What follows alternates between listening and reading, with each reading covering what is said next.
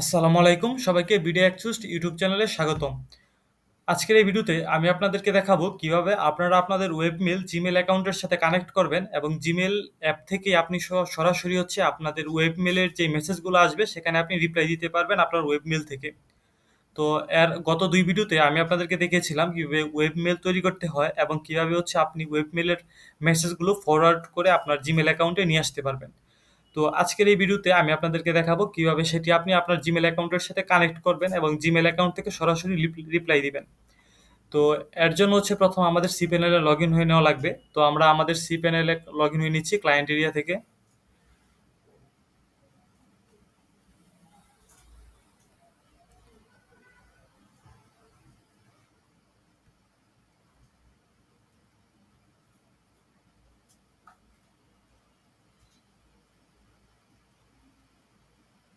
সিপ্যানেলে আসার পর আপনারা এখান থেকে ইমেল অ্যাকাউন্টে চলে যাবেন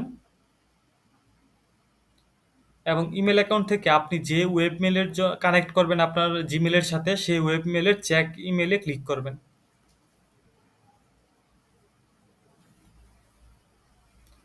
তো এখানে আসার পর এখন আমাদের হচ্ছে আমাদের জিমেলে চলে আসা লাগবে। তো আমি আমার জিমেলে চলে আসছি। তো gmail.com জিমেলে চলে আসবেন।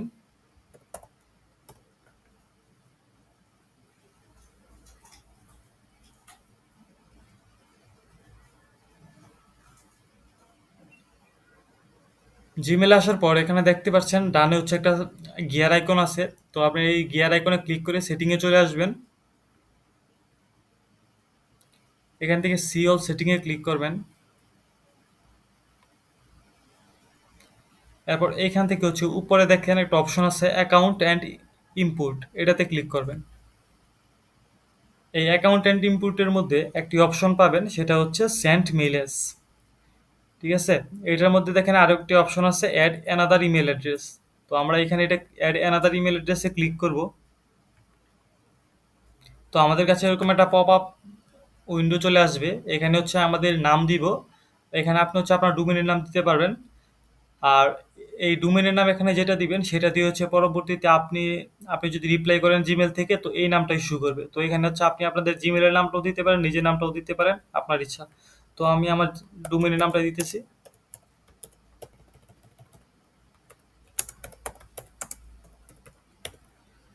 দেওয়ার পর হচ্ছে এখানে ইমেল অ্যাড্রেস হচ্ছে আপনার ওয়েবমেলের যে ইমেল অ্যাড্রেসটা আছে সেটা দিবেন। তো আমি আমার ওয়েবমেলের ইমেল অ্যাড্রেসটা কপি করে নিতেছি।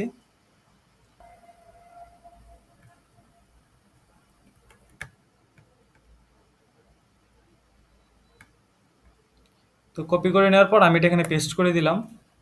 এরপর হচ্ছে নেক্সট ট্যাবে ক্লিক করবেন। এরপর এখানে হচ্ছে আমাদের কিছু কনফিগার করা লাগবে।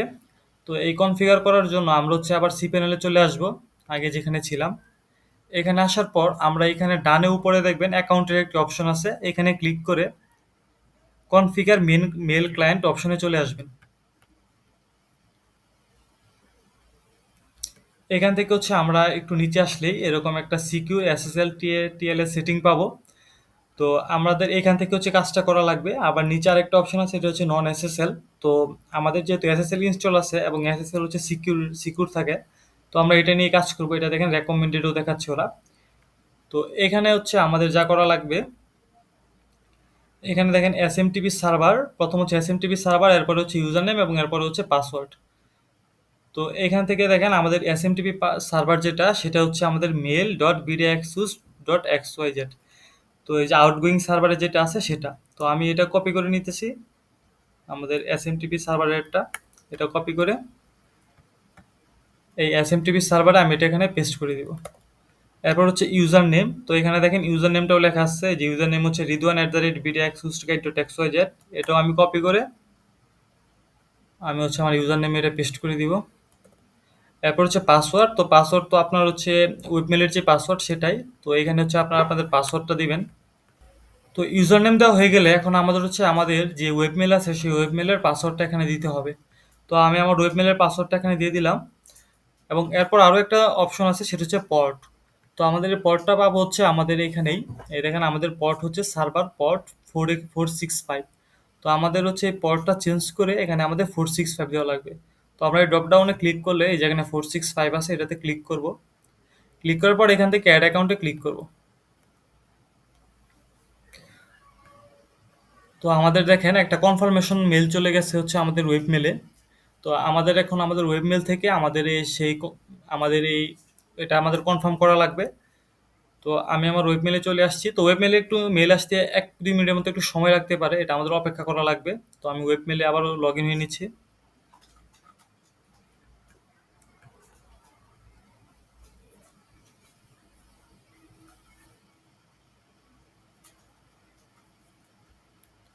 তো মেসেজটা এখনো আসেনি, কিছুক্ষণ সময় নিবে ১-২ মিনিটের মতো।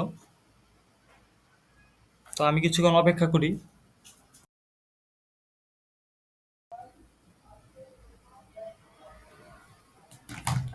তো আমি কিছুক্ষণ পর চেক দেওয়ার পর ২ মিনিট পর চেক দেওয়ার পর এখানে দেখেন জিমেইল টিম থেকে আমাকে একটা মেইল পাঠানো হয়েছে আমার জিমেইল কনফার্মেশন করার জন্য।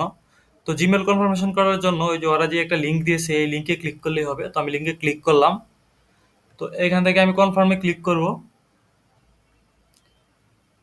তো আমার দেখেন কনফার্মেশন সাকসেস হয়ে হয়ে এসেছে। তো এখন হচ্ছে আমাদের এখন আমরা কি করতে পারবো, আমাদের হচ্ছে জিমেল থেকেই আমরা হচ্ছে আপনার সরাসরি অন্য কাউকে মেল পাঠাতে পারবো আমাদের ওয়েব মেল ইউজ করে। তো আমি আপনাদেরকে একটা ডেমো যদি দেখাই। তো আমি আমার জিমেলে চলে আসি আবার, রিফ্রেশ করি।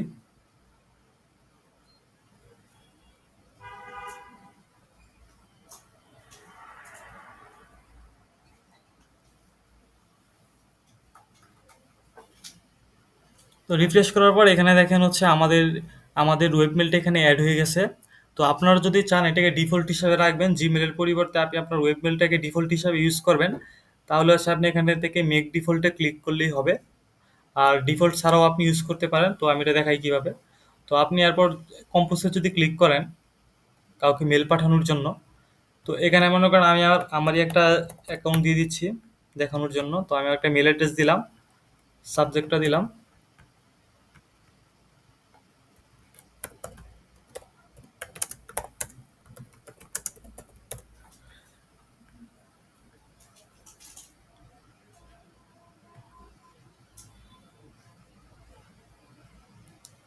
তো এখন আপনি হচ্ছে এখন এই দেখেন আমার এখানে ডিফল্ট ভাবে হচ্ছে আমার জিমেল অ্যাকাউন্টটা আছে ফর্মের মধ্যে। তো আমি যদি এখন আমি চাই যে আমার ওয়েবমেল থেকে জিমেল থেকেই পাঠাবো, তো এখানে ড্রপ ডাউনে ক্লিক করব। ক্লিক করলে এই দেখেন নিচে হচ্ছে আপনার ওয়েবমেলটা চলে আসছে। ঠিক আছে? তো এই ওয়েবমেলটা আপনার সিলেক্ট করা লাগবে। সিলেক্ট করার পর এখন যদি আমি এখান থেকে সেন্ড করি, তাহলে এটা হচ্ছে আমার সরাসরি আমার ওয়েবমেল থেকে আমার ওই অ্যাকাউন্টে চলে গেছে। তো আমি আপনাদেরকে ওই অ্যাকাউন্টে যেয়ে দেখাই। তো আমি আমার অন্য অ্যাকাউন্টে আবার লগ ইন হয়ে নিচ্ছি, যাকে এখন আমি পাঠালাম। তো আমি একটু আগে আমার যে ইমেল অ্যাড্রেসে পাঠাইছিলাম সেইখানে দেখেন আমার ইমেলটা চলে আসছে। এবং দেখেন যেটা থেকে আসছে সেটা হচ্ছে এই যে আমার ওয়েবমেল থেকে সরাসরি আসছে। আপনি যদি দেখেন এই যে আমার সরাসরি ওয়েবমেল থেকে আসছে, আমার হচ্ছে জিমেল অ্যাকাউন্ট থেকে আসেনি। তো এইভাবে হচ্ছে আপনারা আপনাদের জিমেলের সাথে হচ্ছে আপনার ওয়েবমেলটা কানেক্ট করতে পারবেন এবং জিমেল অ্যাপ ইউজ করে হচ্ছে সরাসরি আপনি আপনার কাউকে মেসেজ জিমেল মেল পাঠাতেও পারবেন বা মেল রিসিভও করতে পারবেন। তো আশা করি সবাই বুঝতে পারছেন কিভাবে করতে হয়। এরপরে যদি কোনো সমস্যা হয় অবশ্যই আমাদের সাপোর্টে যোগাযোগ করবেন বা আপনি এই ভিডিওর কমেন্টে কমেন্ট করতে পারেন। ধন্যবাদ সবাইকে ভিডিওটি দেখার জন্য।